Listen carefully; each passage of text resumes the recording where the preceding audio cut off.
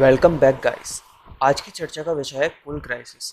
असलियत में इलेक्ट्रिसिटी की शॉर्टेज चाइना से स्टार्ट हुई और देखते ही देखते यूरोप और साउथ अमेरिका के कई देश इसका शिकार होने लगे और रिसेंट टाइम्स में भारत पर भी इसका असर दिख रहा है। इंडिया में कोल क्राइसिस का सबसे ज़्यादा इफेक्ट उत्तर प्रदेश, जम्मू एंड कश्मीर और लद्दाख पर हुआ है।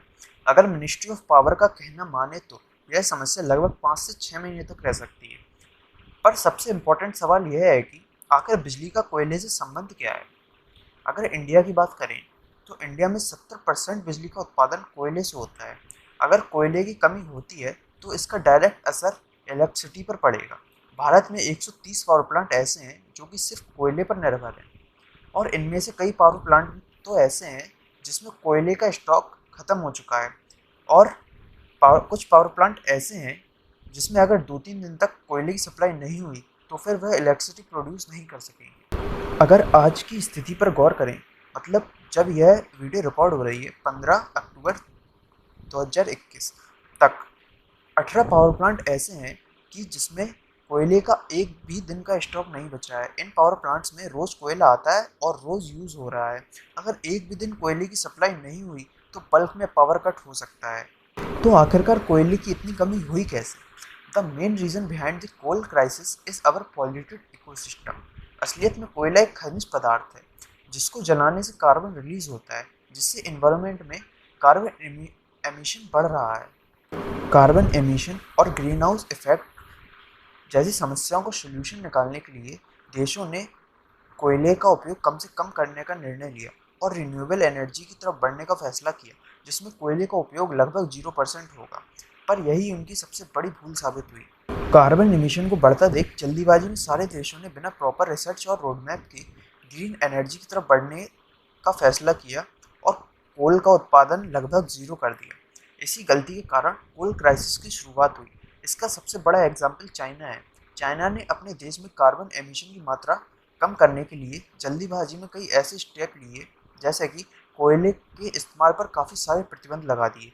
इसका नतीजा यही हुआ कि आज के समय में चाइना के करोड़ों घर में बिजली का नामो निशान तक नहीं है। अगर भारत में कोल क्राइसिस की बात करें तो पिछले सालों के कंपैरिजन में इस साल भारत में कोयले का उत्पादन में काफ़ी गिरावट आई है, क्योंकि पिछले कुछ महीनों में अत्यधिक बारिश आने के कारण कोल के खदानों में काम काफ़ी कम हुआ है और साथ ही साथ काफ़ी कोयला गीला भी हो गया है।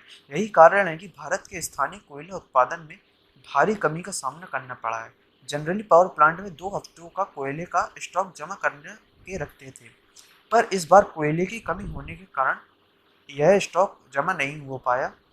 That's why maximum power plants के पास तो 1 हफ्ते का भी कोयला नहीं बचा है। पर भारत दूसरे देशों से कोयला खरीद भी तो सकता था, लेकिन ऐसा नहीं है, क्योंकि विश्व के सभी देश ग्रीन एनर्जी की तरफ बढ़ रहे हैं, जिसकी वजह से कई देशों ने कोयले का उत्पादन कम से कम किया है, जिससे इंटरनेशनल मार्केट में कोयले की कीमत में 40% तक की बढ़ोतरी हुई है। कीमत बढ़ने के कारण भारत ने कोल का इम्पोर्ट कम किया है और सभी कारणों में से एक कारण कोविड से भी जुड़ा हुआ है। कोल क्राइसिस में कोविड का भी काफ़ी महत्वपूर्ण योगदान है।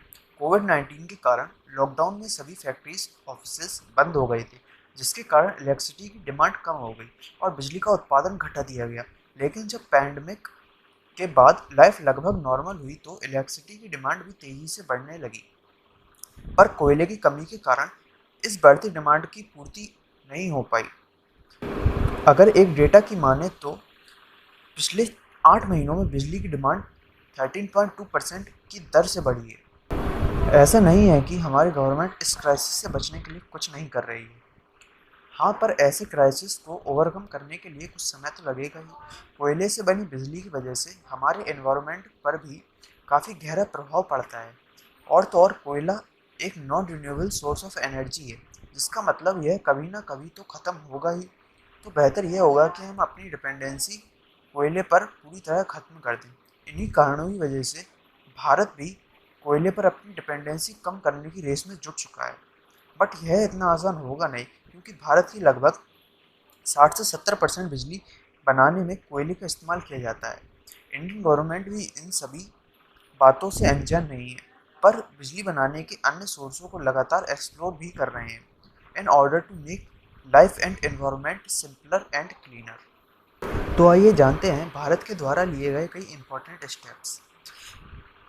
हम रिन्यूएबल एनर्जी की तरफ बढ़ना है जिससे एनवायरनमेंट को भी नुकसान न पहुंचे, जैसे कि solar plant, wind mill, biomass और छोटे छोटे हाइड्रो प्रोजेक्ट। एक रिसर्च के अनुसार अगस्त 2021 तक रिन्यूएबल सोर्स से बनी एनर्जी का उत्पादन लगभग 100 गीगावाट था, लेकिन 2022 तक रिन्यूएबल सोर्स से एनर्जी का टारगेट 175 गीगावाट रखा गया है। अगर इन सभी प्रोजेक्ट ने अच्छे से काम किया तो एनवायरनमेंट को भी नुकसान नहीं पहुंचेगा और हमारी डिपेंडेंसी भी कोयले पर कम होती जाएगी।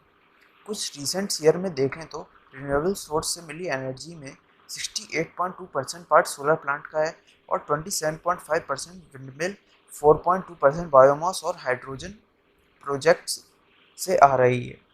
भारत के थार के रेगिस्तान में 35,000 वर्ग किलोमीटर में सोलर प्लांट लगाने का काम जारी है। अनुमान यह लगाया जा रहा है कि इस प्रोजेक्ट से करीब 2100 गीगावाट एनर्जी जनरेट होगी। इंडियन गवर्नमेंट रिन्यूएबल एनर्जी के मूवमेंट को आगे बढ़ाने के लिए सोलर प्लांट लगाने वालों को सब्सिडी भी दे रही है। इन्हीं सभी प्रोजेक्ट के चलते भारत इस समय रिन्यूएबल एनर्जी जनरेट करने में पूरी दुनिया में चौथे स्थान पर है। साथ ही साथ पूरी दुनिया में भारत सोलर प्लांट में 50 तथा विंड प्लांट में 4th रैंक पर आ चुका है। इन्हीं सभी को आगे बढ़ाते हुए कोचिन एयरपोर्ट पूरी दुनिया का पहला एयरपोर्ट बन गया है जो कि कम्प्लीटली सोलर प्लांट द्वारा दी गई एनर्जी पर चलता है और असम का गुवाहाटी स्टेशन भी पूरी तरह सोलर प्लांट की एनर्जी पर चल रहा है। So here we are ending this video. अगर आगे कोई फर्दर डेवलपमेंट आते हैं तो हम आपको जल्दी से जल्दी अपडेट करने की कोशिश करेंगे। अगर आपको कुछ डाउट है तो कमेंट बॉक्स में लिखें। Thanks for your time. Have a great day ahead.